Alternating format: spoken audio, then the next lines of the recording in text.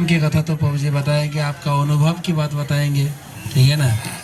तो सीताकुंड के बारे में जगदीश श्याम प्रभु हमारे पूरा EITC ब्रह्मचारी जो कन्वेंशन संघोत्सव को होस्ट है, प्रभु जी सब लोग को बुलाए गया धाम में। तो हमारे गंगा सागर में प्रभु जी ये निर्णय लिया कि पहले बार जो ब्रह्मचारी संघोत्सव हुआ कहाँ होगा, गया गया गया गया। तो गया आ गई, हम लोग गया के इंचार्ज जनरल मैनेजर, यहाँ 3 सेंटर है, तीन सेंटर है गया धाम में। सो 3 सेंटर के मुख्य परिचालक सुबह जगदीश श्याम प्रभु। तो प्रभु की शेल्टर में हम लोग 3 दिन, मतलब 1 दिन तो बीत चुका है और 2-2.5 दिन उनके शरण में हम लोग रहेंगे। प्रसाद की, आश्रय की व्यवस्था सबकी प्रभु के सिर पर है। हरि बोल। हरे कृष्णा हरे कृष्णा कृष्णा कृष्णा हरे हरे, हरे राम राम राम हरे हरे। जय विष्णुपाद धाम की, गया धाम की।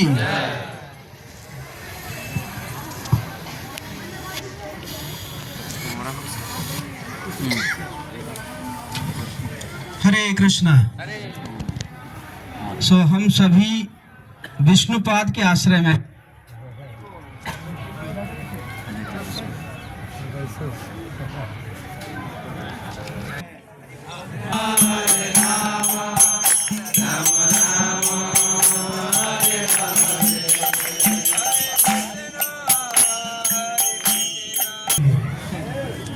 ये जो जगह है इसका नाम है सीताकुंड। और ऐसे वर्णन है, वैसे मुझे पता नहीं है कौन सी शास्त्र में वर्णन है, लेकिन ऐसे वर्णन है कि यहाँ पे भगवान राम और सीता माता वो आए थे यहाँ पे दशरथ महाराज जी को पिंड प्रदान करने के लिए। जय श्री राम।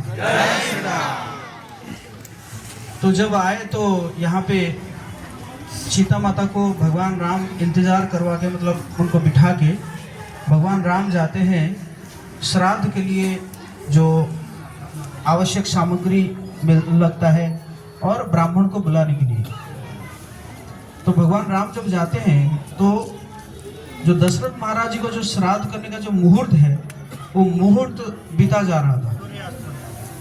तो मुहूर्त जो है, ये मुहूर्त का बहुत इम्पोर्टेंस होता है ना। जैसे अब रामेश्वरम गए होंगे, वहाँ पे भी ऐसे मुहूर्त बीता जा रहा था। तो सीता माता ने क्या किया कि एक शिवलिंग बना दिया, है ना। तो बाद में फिर हनुमान जी लेकर आए, तो फिर दूसरा उसको स्थापित किया गया।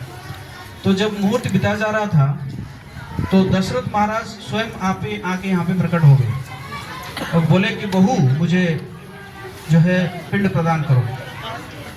तो सीता माता ने कहा कि आपके पुत्र तो गए हुए हैं, थोड़ा सा इंतजार कीजिए। नहीं, मुहूर्त बीता जा रहा है।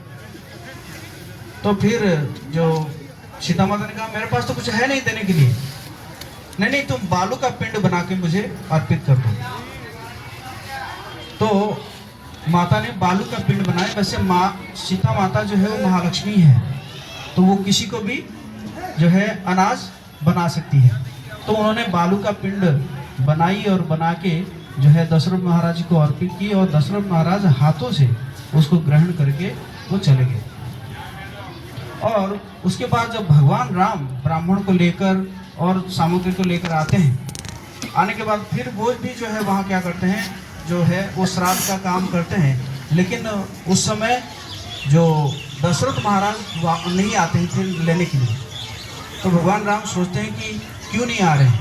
वैसे यहाँ पे कहा जाता है कि 200-300 साल पहले जो लोग आते थे श्राद्ध देने के लिए, उनको उनका पितृ दर्शन देते थे यहाँ पे इस जगह में, मतलब 100-200 साल पहले की बात है।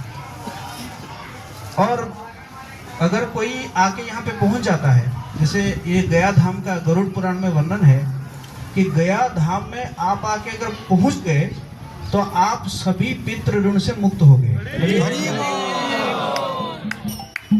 और आपको यहाँ पे पहुँचने से 9 करोड़ तीर्थ यात्रा का फल मिलता है। तो जैसे ही पहले लोग यहाँ पे आते हैं तो उनके जो पितर है वो उत्सव मनाते हैं कि चलो हमारे वंश में कोई गया है, कैसे भी करके वो कुछ नहीं तो एक लोटे में अगर ऐसे लात भी मार दे, वो पानी भी गिर जाए, वो पानी भी हमें प्राप्त हो जाएगा। तो इस प्रकार पितृ लोग जो है उत्सव मनाते हैं। तो भगवान राम ने सोचे कि महाराज पिताजी क्यों नहीं आ रहे। तो सीता माता ने कहा कि मैं एक्चुअली वो आए थे तो मैंने दे दिया है, इसलिए शायद नहीं आ रहे। तो इसी कारण उन्होंने कहा कि ये जो है ना, ये सब साक्षी है, फल्गु नदी साक्षी है, बट वृक्ष साक्षी है, ब्राह्मण साक्षी है, और जो है गौ माता साक्षी है, तुलसी जी साक्षी है, ये सब साक्षी है। लेकिन बाकी लोग जो है वो चुप रहे। क्यों? वो सोचते थे कि भगवान राम के हाथ से हमें पिंड लेना है, चुप रहे। लेकिन बट वृक्ष ने साक्षी दिया कि हाँ हाँ, सीता माता ने क्या किया है, पिंड प्रदान किया है। तो माता ने जो है वो अक्षय जो बट वृक्ष है, हम जाएंगे उस साइड को जाएंगे। अभी देखिए विष्णुपाद का वो मंदिर का वो भी दिख रहा है आपको, जो उसका जो ध्वज दिख रहा है। तो जो बट वृक्ष है उसको माता ने दिया कि आप अक्षय हो जाओगे और आपके सामने जो भी होगा वो अक्षय हो जाएगा। बोलिए हरि बोल। हरि बोल। अगर आप भी आज जाके अगर बट वृक्ष के सामने अगर भगवान का नाम भी लेंगे तो नाम भी अक्षय हो जाएगा। हरि बोल। और साथ मतलब इसी प्रकार उन्होंने कहा। तो बाकी लोगों को ऐसे कहा जाता है कि श्राप दिए। लेकिन प्रश्न उठता है कि कौन से शास्त्रों में वर्णन है ये सब के बारे में। तो ये शास्त्र हम वृंदावन दास ठाकुर जी का चैतन्य भागवत ले सकते हैं। और उसमें चैतन्य भागवत में वृंदावन दास ठाकुर कह रहे हैं, चैतन्य महाप्रभु उसी जगह में गए जिस जगह में पूर्व अवतार में राम के नाम में आए थे, राम के रूप में आए थे। बोलिए चैतन्य भागवत की जय, इसलिए वृंदावन दास ठाकुर की जय। तो यहाँ से हमें कंफर्मेशन हो जाता है कि भगवान राम यहाँ पे आए थे। तो इसलिए ये जगह का नाम भी राम गया कहलाता है। और ये जगह में महाप्रभु आके पिंड प्रदान किए थे। महाप्रभु ऐसे वृंदावन दास ठाकुर लिखते हैं कि 17 जगह में उन्होंने पिंड प्रदान किए थे। 17 प्लेसेस, मतलब ये विष्णुपाद, अक्षयवट, फल्गु, उत्तर मानस, दक्षिण मानस, शिव गया, भीम गया, और ये राम गया, युधिष्ठिर गया। इसी प्रकार 17 प्लेसेस जो है उन्होंने जो है पिंड प्रदान किए थे। तो इससे भी पुष्टि मिलता है कि भगवान राम यहाँ पे आए थे और यहाँ पे आके पिंड प्रदान किए थे। तो हम लोग यहाँ पे जाएंगे।